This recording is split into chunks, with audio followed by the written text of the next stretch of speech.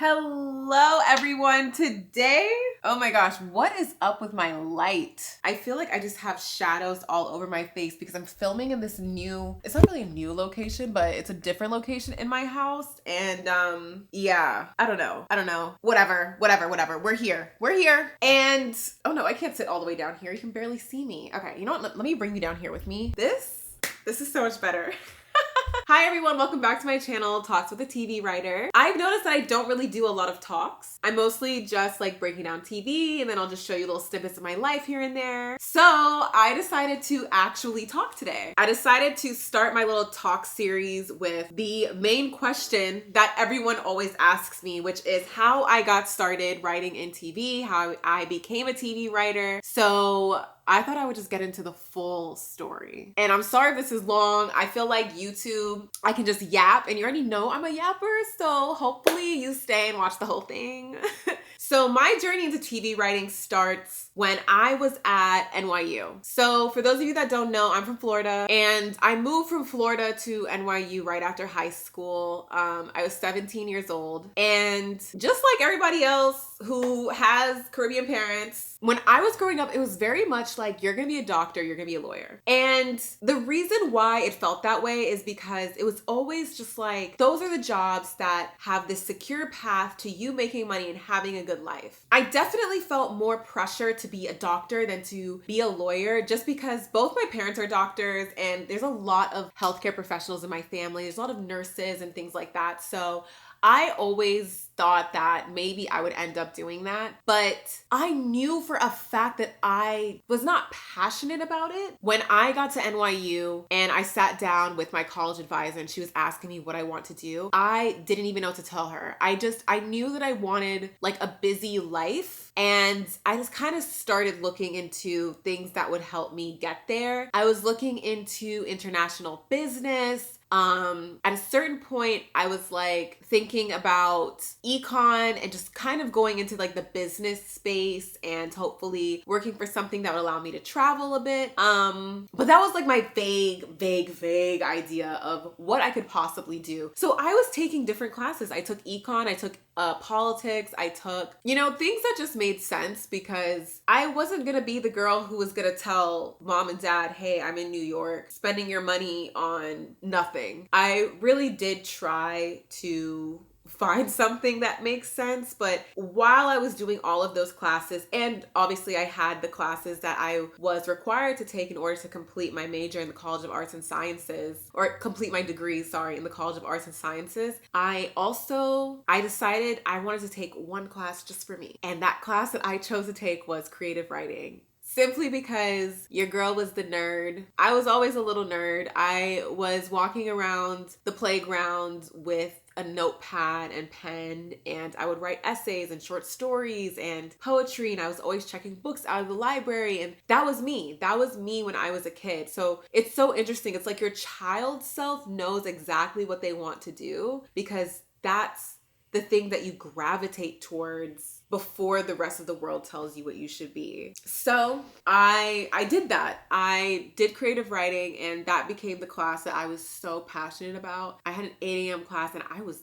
there. And it just struck me like, I have to try this. I need to be a writer. How can I be a writer? And one, not be an author, because to this day, I don't have any interest in writing a book. But like, I was like, what other mediums could I do? And are there any mediums where I could potentially like create a life for myself? Because I think a lot of the stereotypes of writers is that you don't make a lot of money, you're gonna be miserable, you're gonna be broke. There's just like, rejection after rejection after rejection. And those stereotypes come from somewhere, it's true. But I also was like, well, if I'm not gonna be an author, if I'm not gonna be a journalist, I didn't wanna be a journalist either. Those are the only two things that I knew about writing. I was like, well, what else could I do? And I just Googled. I started to Google different careers including writing. If you feel like writing is the skill that you have,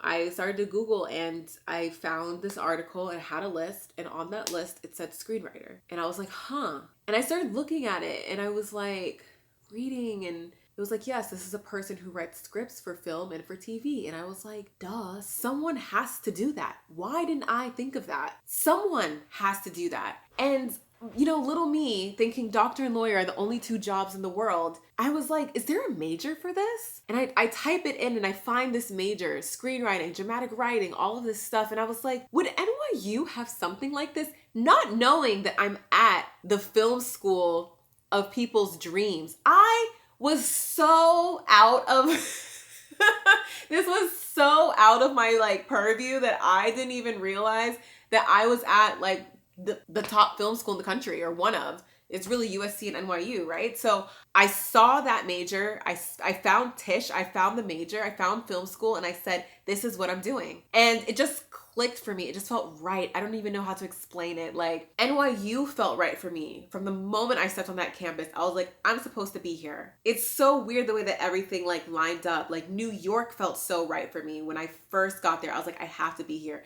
Then NYU felt right for me. As soon as I toured that campus, I said, I have to be here. And then I had that same feeling when I saw the word screenwriting, when I saw the major and I found how to transfer and all of this stuff. I was like, this is it. This is it. I couldn't tell you why. It was all just a feeling. And I honestly think that was just God being like, yes, you found it, your purpose. I've been trying to get you here. Now you're here. Let's go. Let's do it. And so I looked up how to apply, and you had to turn in a script, a couple scripts, and an essay and stuff like that. At this point, I had never written a script in my life. I'd never seen one. I had no idea where to even begin. So my next Google search was, how do I write a script? And I taught myself to write a script, and I applied to Tisch and I got in. And after that, it was like, okay, what now? Because now that I was in this thing, I realized that I had now joined this thing out of pure passion, not realizing that there is not a path into the industry, right? If you go to business school, you get the degree, you go on LinkedIn, you apply to jobs, you see openings that you apply to, and then you either get the job or you don't. In the industry, we don't have a LinkedIn. We have no idea what jobs are open because that's not how it works, right? You need an agent. You need a manager, you need a team. But then how do you get that team if you don't know anyone? You see what I'm saying? There was no path. And so I just continued going to class. And in my junior year, I became friends with my writing partner, Bryce, and he wanted us to write a script together and use the fellowships as deadlines. And these writing fellowships, they're usually diversity fellowships that look to nurture writers into the industry. And at the time, there was so many. There was ABC and CBS and not ABC, sorry, it's called Disney, but includes ABC.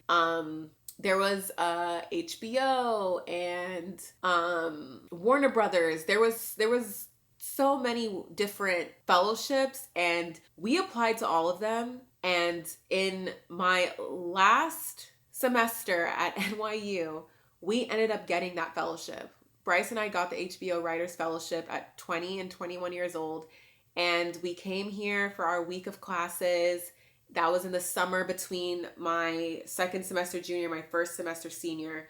I graduated after that first semester and senior, so it's really it was my last semester anyway. And I remember walking into HBO and being like, I thought that I would have to work my entire life just to walk into this building. And now I'm 20 and I'm walking in because I'm supposed to be here. That felt like such a huge confirmation for me that this is definitely what I'm meant to do, because this doesn't just happen to anyone, right? At the time, HBO had Game of Thrones and Insecure and Veep and all the things that was winning Emmys and that my parents watched. And so that was really the time that my parents were like, oh wow, you're really onto something here. This isn't just a little writing hobby that you have. You're in the HBO offices now. And so that was also very validating for me. And it was a great fellowship. They paired you with a mentor, and our mentor was an exec at HBO and was over some of our favorite shows at the time, The Leftovers. Ugh, that's still one of my favorite shows to this day. So, coming out of the fellowship, the script that we wrote, the head of the fellowship, she really, really, really loved this script that we wrote, and she helped us out. She sent our script to different agencies. She helped us to get signed. And once we were signed, our agent helped us to get our first show, which was Legacies on the CW. It's one of the spin-offs that came out of the Vampire Diaries. And I've been writing ever since with Bryce since that happened. So yeah, that's the detailed long version of how I got into TV writing. If you have any more questions, be sure to leave a comment and maybe my next talk will be about that. But yeah, bye for now. See you in the next one.